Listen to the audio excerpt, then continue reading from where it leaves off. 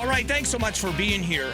Yesterday was a lot of fun. I don't know the Speaker of the House, Mike Johnson from Louisiana, but I do know Juan Ciscomani, the congressman from Southern Arizona.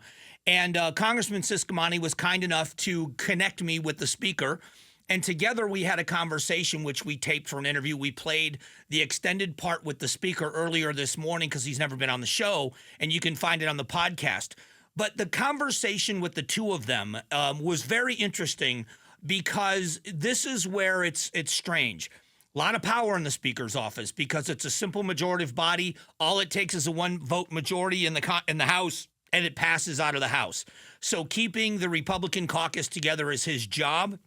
Not an easy job in times like this, but the issues remain very, very serious and important.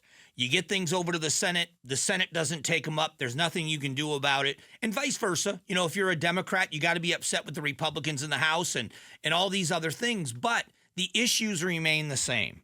And I want you to hear a little bit of this. When it comes to regulation, we've talked about this. I had a conversation when I was talking with the Speaker, and I bragged. I said, let me brag about Arizona for a moment, and I said, you know, Arizona over the past decade under the last governor and the legislatures that he worked with, Governor Ducey, they dramatically reduced regulation and flattened taxes. And we have seen a booming, diversified economy in Arizona. So the Speaker was talking about regulatory reform, and this is what he said. The government is too big. It does too many things, and it does almost nothing well. We got to get it off the backs of the job creators and the entrepreneurs and the risk takers, the people that make the economy work. So I talked with Ciscomani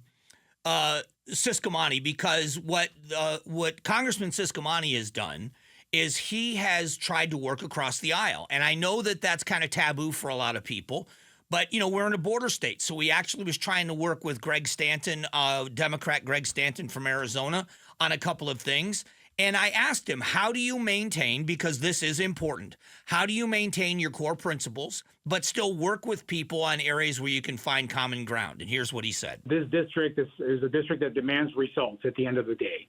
And we're not here to play any kind of partisan game. The reality, though, is that the ideas that are being offered on the other side, specifically around the border and the economy, have gotten us in this position, in this situation. So it's a combination of being clear of where we stand strong by our principles, and also, you know, being open for her. If someone on the other side of the aisle wants to jump in and support some of the ideas that we have, then have that open door and therefore strengthen our policies even more.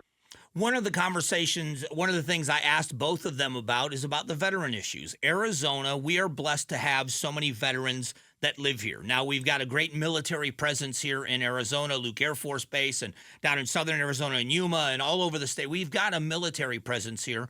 We've got a very strong National Guard presence here in the Valley. But it is also the veterans that live here after their service, that relocate to Arizona. But we also know that there have been big issues, not with the quality of care that veterans get, but the availability of care that veterans get. And we all assume, and we did for years blindly, we assumed, because both sides of the aisle agree that veterans deserve excellent health care, that they're getting it, that we are providing the quality health care that they deserve.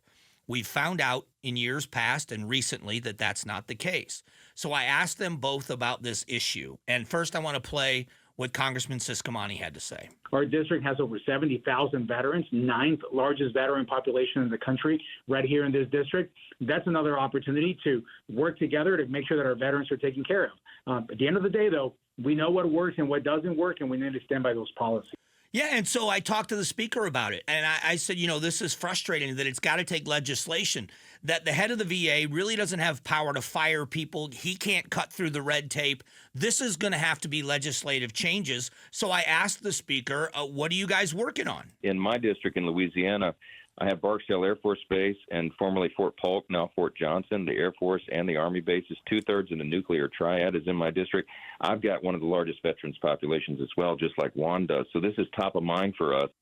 So it's top of mind. But, you know, again, this is I wouldn't even say a bipartisan issue. This is a nonpartisan issue. So how do you get something done? This should not be a partisan issue.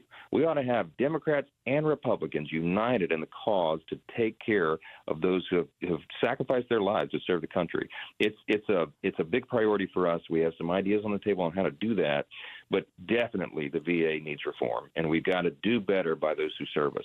And this is one of those kind of bridge issues. And what I mean by that is here is an opportunity where both sides of the aisle absolutely agree. It's a win for both sides. That it shows that you can work together on the issues, A, that are most important, and B, where there's the most common ground. That really, this is a nonpartisan issue. There are Democrats and Republicans that have served in our United States military. Both sides of the aisle, no matter what their disagreements are about how big the military should be or when or if we should get into a conflict, all understand that the men and women that serve in our military do that and follow orders. And so they do their duty. They are willing to lay down their life for their country. And when they leave the military service, they have earned the best health care that's available. I think I just made an American statement, not a Republican or a Democrat statement. So let's get to work. So then Speaker Johnson talked about this. I thought this was an interesting fact about his son. I just dropped off my oldest son, Jack, at the Naval Academy 7 weeks ago. He's a freshman at the academy.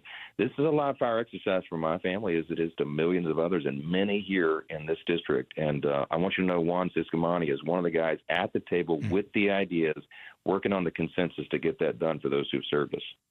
So this is again, you've got a guy that is a very staunch Republican talking about his child in the Naval Academy. You've got others on the other side of the aisle where they all are saying these veterans deserve health care. So let's get to work on an issue where we talked about the border, we're talking about the economy, and things are playing games. Let's fix the VA. Let's fix it so our veterans have the best health care available in the world. Let's just do that. If we can do that together, let's have one victory, and that should be the place you're looking for that victory.